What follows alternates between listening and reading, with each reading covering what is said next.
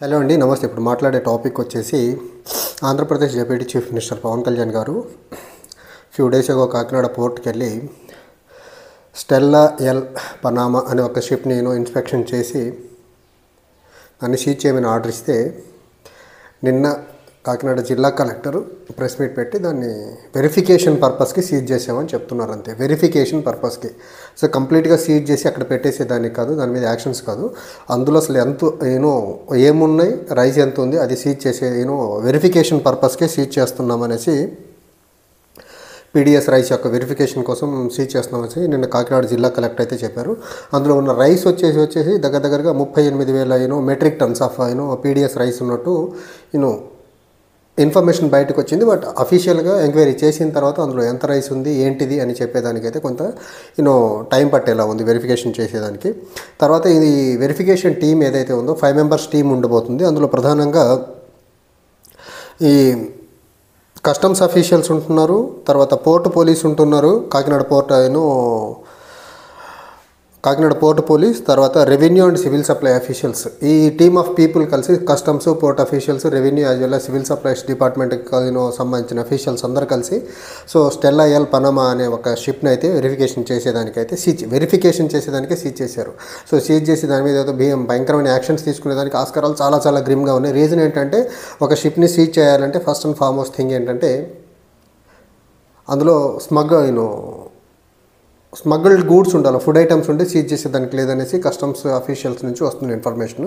And second thing ఏంటంటే, international షిప్ని seize చేయాలంటే government of ఆంధ్రప్రదేశ్కి ఎలాంటి పవర్స్ లేవు. ఏదైనా చేయగలిగితే అది మినిస్ట్రీ ఆఫ్ షిప్పింగ్ వాళ్ళు చేయాల్సింది, గవర్నమెంట్ ఆఫ్ ఇండియా. అది కూడా త్రూ ప్రాపర్ మెకానిజం ద్వారా చేయాల్సి ఉంటుంది. ఈ ఫుడ్ ఐటమ్స్ కాబట్టి దీని మీద యాక్షన్స్ చాలా తక్కువ తీసుకునేదానికి ఆస్కారం ఉంటుంది. ఈ ఓవరాల్ ఈ ఎపిసోడ్ని కానీ మనం చూసుకున్నట్లయితే ఇందులో పవన్ కళ్యాణ్ గారు చేసిన హడావుడి చాలా ఎక్కువ ఉందన్నమాట. ఆయన ఇన్స్పెక్షన్ చేసినప్పుడు అక్కడికి వెళ్ళిన విధానం అవ్వనివ్వండి, లేకపోతే ఆ ఇన్స్పెక్షన్ అప్పుడు ఆయన హావభావాలు అవ్వనివ్వండి, ఎక్కడ మినిస్టర్లా, డిప్యూటీ చీఫ్ మినిస్టర్లా కాకుండా ఏదో సినిమా హీరోలా అవన్నీ చేసే ప్రయత్నాలు చేస్తున్నారు తప్ప, ఆయన సినిమా ప్రపంచం నుంచి బయటకు వచ్చి ఒక రాష్ట్రానికి ఉప ముఖ్యమంత్రిగా ఉన్నారనే నిజానికి ఆయన గ్రహించినట్టయితే నాకైతే కనపడట్లేదు. అండ్ సెకండ్ థింగ్ ఏంటంటే, ఆయన పొలిటికల్గా ఆయన డిప్యూటీ సీఎం అయిన తర్వాత ఆయన విధానం చూస్తూ ఉంటే ప్రధానంగా ఆయన ఏదో రకంగా ఆయన సినిమా బ్యాక్గ్రౌండ్ నుంచి వచ్చాడు కాబట్టి నేను ఈ లాంగ్వేజ్లో మాట్లాడాల్సి వస్తుంది. సినిమా స్లోగా నడుస్తున్నప్పుడు కొన్ని ఎలివేటెడ్ సీన్స్ అన్నెసరీగా పెడుతుంటారు. పవన్ కళ్యాణ్ గారు కూడా ఆ అటెన్షన్ కోసము పొలిటికల్గా అడ్మినిస్ట్రేషన్ స్మూత్గా నడుస్తూ ఉంటుంది, ఆయనకేమో హైప్ కావాలి, ఆయన పాపులారిటీని గుర్తించే సిచ్యువేషన్స్ పొలిటికల్గా ఇక్కడ ఉండని పరిస్థితి. ఎందుకంటే అడ్మినిస్ట్రేషన్ టోటల్గా చీఫ్ మినిస్టర్ సెంట్రిక్గా నడుస్తూ ఉంటుంది. ఎప్పుడు చీఫ్ మినిస్టర్ లైమ్లైట్లో ఉంటారు, ఆర్ఎల్స్ అపోజిషన్ ఉంటారు.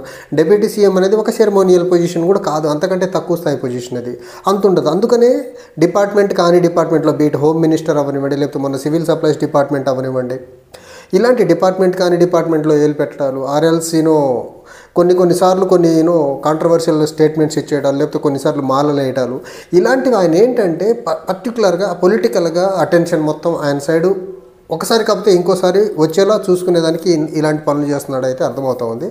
నిజంగా కాకినాడ పోర్ట్లో చాలామంది ఈ అంశం మీద మాట్లాడుతుంది ఏంటంటే, ఇంత పెద్ద మొత్తంలో అవినీతి జరుగుతూ ఉంటే పట్టుకోకపోతే ఎలా అంటే, 6 నెలలుగా ఏం చేస్తున్నారు? సివిల్ సప్లై మినిస్టర్ కూడా జనసేనకు సంబంధించిన వ్యక్తి ఉన్నారు కదా, మరి 6 నెలలు ఆగి ఇప్పుడు హడావుడి చేస్తున్నారంటే 6 నెలలుగా ఏం చేశారు? మీరు అపోజిషన్లో ఉన్నప్పటి నుంచి అక్కడ అవకతవకలు జరుగుతున్నాయని చెప్తున్నారు కదా, మరి ఇమీడియట్గా యాక్షన్ తీసుకోవాలి కదా. యాక్షన్ తీసుకోకుండా 6 నెలల తర్వాత ఈ హడావుడి చేసి, అది కూడా అసలు వాళ్ళ పరిధిలో లేని అంశాన్ని తీసుకెళ్ళి సీజ్ ద షిప్ అనేస్తే, ఇప్పుడు ఆ గతి లేని పరిస్థితిలో పవన్ కళ్యాణ్ గారు చెప్పినా సీజ్ చేయలేదని ఒక అభాండాలు వస్తాయనేసి కాకినాడ జిల్లా కలెక్టర్ నిన్న, అది కూడా వెరిఫికేషన్ కోసమే, అందులో ఏముంది, ఎంత ఉంది రైస్, పీడిఎస్ రైస్ ఎంత ఉంది, వెరిఫికేషన్ పర్పస్ కోసమే దాన్ని ఆపారు తప్ప కంప్లీట్గా దాన్ని సీజ్ చేసేదానికైతే కాదు అనేది చాలా క్రిస్టల్ క్లియర్గా నిన్న కాకినాడ కలెక్టర్ గారు చెప్పడం అయితే జరిగింది. ఈ ప్రొసీజర్ ఏంటి, ఈ రూల్స్ ఏంటి, ఈ రెగ్యులేషన్ ఏంటి ఏం తెలియకుండా పవన్ కళ్యాణ్ గారు ఏదో అవినీతిని అరకడుతున్నారు, అవినీతి ఆపుతున్నారు అని చెప్పే ప్రయత్నం చేస్తున్నారు. కానీ ఇక్కడ అసలు ఆయన పర్వ్యూలో ఉందా లేదా అది ఆలోచించట్లే ఎవరు. ఇక్కడ నిజంగా ఒక షిప్ని సీజ్ చేసేదానికి, ఆర్డర్స్ ఇచ్చేదానికి నిజంగా ఆయన దగ్గర అన్ని పవర్స్ ఉన్నాయా? అదంతా ఆలోచించకుండా పవన్ కళ్యాణ్ గారు మంచి చేయాలనుకుంటే వచ్చిన వెంటనే చేయాలి. మీరు ముందు నుంచి ఆ విషయంలో ఎలిగేషన్స్ చేస్తూ ఉన్నారు కాబట్టి వచ్చిన ఫస్ట్ వీక్ ఆర్ మంత్లో జరగాల్సిన పని 6 నెలలు కాలయాపన ఎందుకు చేసినట్టు?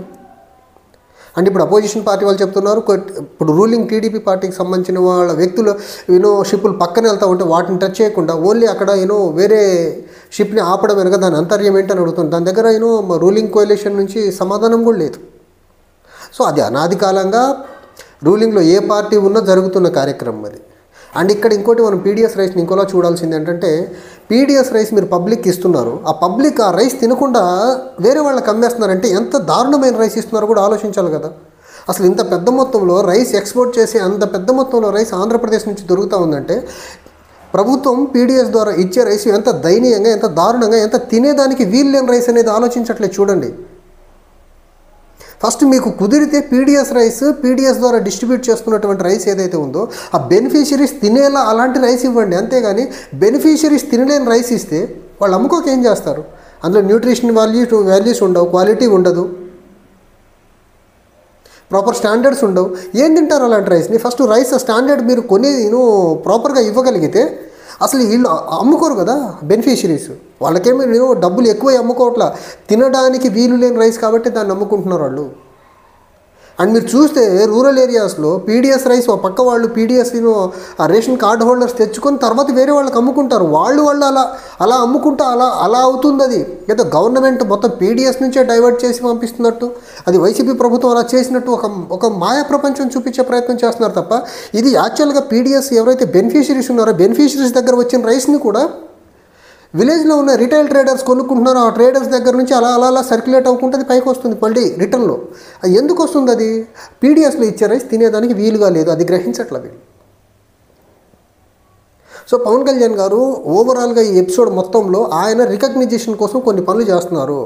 అది అంతకుముందు హోమ్ మినిస్టర్ మీద లా అండ్ ఆర్డర్ విషయంలో మాట్లాడటం అవ్వనివ్వండి, మొన్న స్టెల్లాయల్ పనామాని సీజ్ చేయమని చెప్పడం అవ్వడం కానివ్వండి, ఇది ఏదైనా సరే ఆయన ఎక్కడో నా ప్రజెన్స్ ఉంది అని జనాలు ఫీల్ అవ్వాలి. సో దట్ అలా జరగాలి అంటే నేనేదో ఒకటి చేయాలని చేస్తున్నట్టుంది తప్ప ఇందులో అంత సీరియస్ ర్యామిఫికేషన్ ఉన్నట్టు నాకైతే అనిపించట్లేదు. ఏమి అసలు వాళ్ళ పర్వ్యూలో లేని అంశం ఇది, స్టేట్ గవర్నమెంట్ పర్వ్యూలో లేని అంశం ఇది. గవర్నమెంట్ ఆఫ్ ఇండియా చేయాల్సిన, అది ఇంటర్నేషనల్ వేరే కంట్రీ నుంచి వచ్చిన షిప్, అది దాని మీద ఏదైనా యాక్షన్స్ తీసుకోవాల్సి వస్తే government of India ministry of shipping వాళ్ళు తీసుకోవాలి. సరే చూడాలి, సీజ్ వెరిఫికేషన్ కోసమే ఆపారు ఆ షిప్ని. అక్కడ సీజ్ చేసింది కూడా వెరిఫికేషన్ చేసేదానికే తప్ప దాన్ని పర్మనెంట్గా సీజ్ చేసేసి దాని మీద కేసులు బనాయించేదానికైతే కాదు. అండ్ కస్టమ్స్ అఫీషియల్స్ చెప్తున్నట్టు చాలా క్లియర్గా ఫుడ్ ఐటమ్స్ ఉంటే దాన్ని ఇల్లీగల్ గూడ్స్ కాదు కాబట్టి, వెపన్స్ కాదు కాబట్టి, ఆర్మ్స్ అండ్ ఆమ్యునేషన్స్ కాదు కాబట్టి దాన్ని సీజ్ చేసేదానికి అవకాశాలు చాలా చాలా తక్కువ ఉన్నాయి. దాని మీద కేసు పెట్టేదానికి కూడా అవకాశాలు చాలా తక్కువ ఉన్నాయి. బికాజ్ ఆ రైస్ అనేది ఒక ఫుడ్ ఐటమ్. సో రైస్ అనేది ఫుడ్ ఐటమ్ కావడం వల్ల దాన్ని సీజ్ చేసేదానికి ఛాన్సెస్ చాలా తక్కువ. ఇప్పుడు దాన్ని అక్కడ హోల్డ్ చేసింది ఎందుకంటే దాంట్లో ఎంత రైస్ ఉంది, ఏ రైస్ ఉంది, ఇది వెరిఫికేషన్ కోసమే చేశారనేది చాలా క్రిస్టల్ క్లియర్గా ఇచ్చారు ఇక్కడ. సో తెలుగు పేపర్లో ఇంత డీటెయిల్గా ఇలాంటి మైన్యూట్ ఇన్ఫర్మేషన్ ఇవ్వరు, ఎందుకంటే తెలుగు పేపర్లో ఉన్నాయని టీడీపీని మోసే పేపర్లు ఉన్నాయి కాబట్టి వాళ్ళు ఇంత డీటెయిల్గా ఇన్ఫర్మేషన్ ఇచ్చేదానికైతే డేర్ చేయరు. ఇక్కడ చాలా క్లియర్గా ఉన్నారు. ఆ షిప్ను అక్కడ ఆపింది ఎందుకంటే వెరిఫికేషన్ పర్పస్ కోసం ఆపారు, అంతే తప్ప పవన్ కళ్యాణ్ గారు చెప్పినట్టు దాన్ని పర్మనెంట్గా అక్కడ సీజ్ చేసి అక్కడ ఉంచేసేదానికైతే కాదు. Thank you.